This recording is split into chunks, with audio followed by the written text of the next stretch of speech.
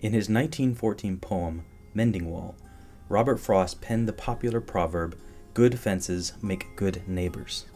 Then, the line in the sand where the U.S.-Mexico border meets the Pacific Ocean was little more than a line on a map. No fence, no wall to mend. The current boundary line was first established by the Treaty of Guadalupe Hidalgo in 1848. This treaty laid the foundation for the kind of boundary that should exist. Upon a solid basis, relations of peace and friendship, which shall confer reciprocal benefits upon the citizens of both, and assure the concord, harmony, and mutual confidence wherein the two people should live as good neighbors. We remember a time not so long ago when there was no boundary line. We remember a time not so long ago when this boundary line was little more than a line on a map.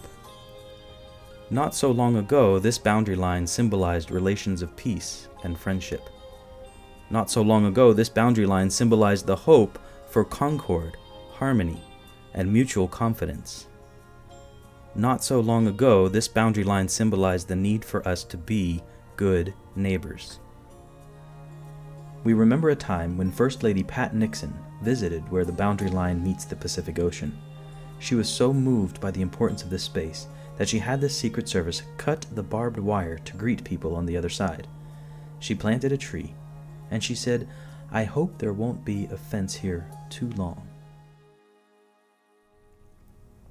Even 3 years ago, families gathered with their loved ones on both sides of the fence.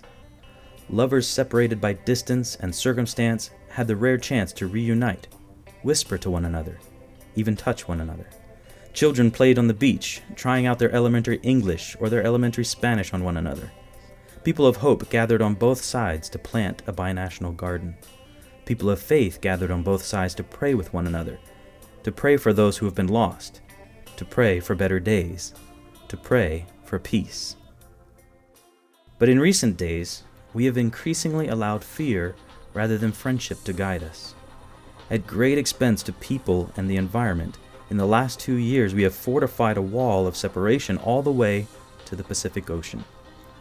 Even after we had successfully secured the flow of people across this boundary, we disregarded environmental laws and impacts and literally moved mountains to build this wall.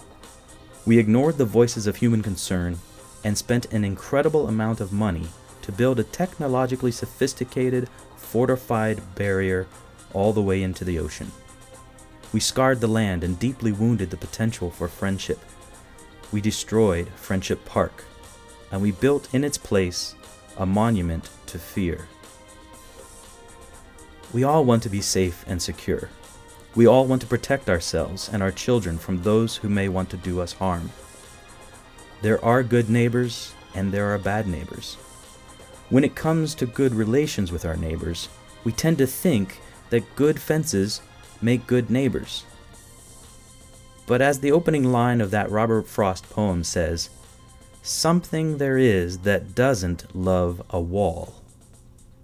What we created at present is not a good fence.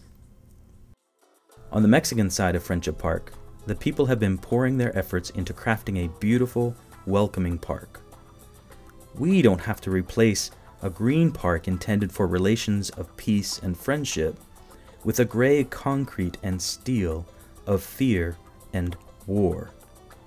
We can rebuild Friendship Park and turn from the current symbol of discord and mistrust back to a space that better represents our hope for concord, harmony, and mutual confidence.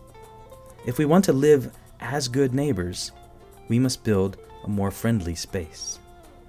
The Friends of Friendship Park make this proposal for the full reinstatement of Friendship Park. Our proposal seeks to re-establish this park for use by all, while addressing the security and safety concerns that remain the responsibility of the U.S. Border Patrol. The project presented here allows dignified and controlled passage up to the primary border fence at the San Diego-Tijuana Monument site. The existing pedestrian door leading to the monument site would remain unchanged. To the east of that door, a 60-foot-long rolling gate would be installed, operated by a motorized gear, and lockable in 20-foot increments. This rolling gate would allow complete security at the discretion of the Border Patrol. It can be fully closed and locked, or it could be partially or completely opened for special events. The width of the meeting plaza can be controlled through the use of a simpler fence that can be moved from one control line to the next, depending on the gate configuration. This is a plan whereby the Border Patrol continues complete control of the border zone while allowing the possibility of a more humane, peaceful binational park. We, the undersigned, support the immediate restoration of dignified, orderly, and routine public access to Friendship Park, a site of great historical significance to both Mexico and the United States.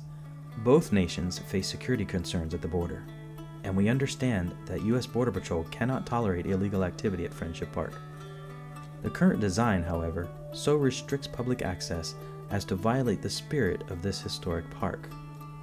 Our proposed design respects legitimate security concerns while restoring routine public access to 3 key sites: the monument, the binational garden, and the beach.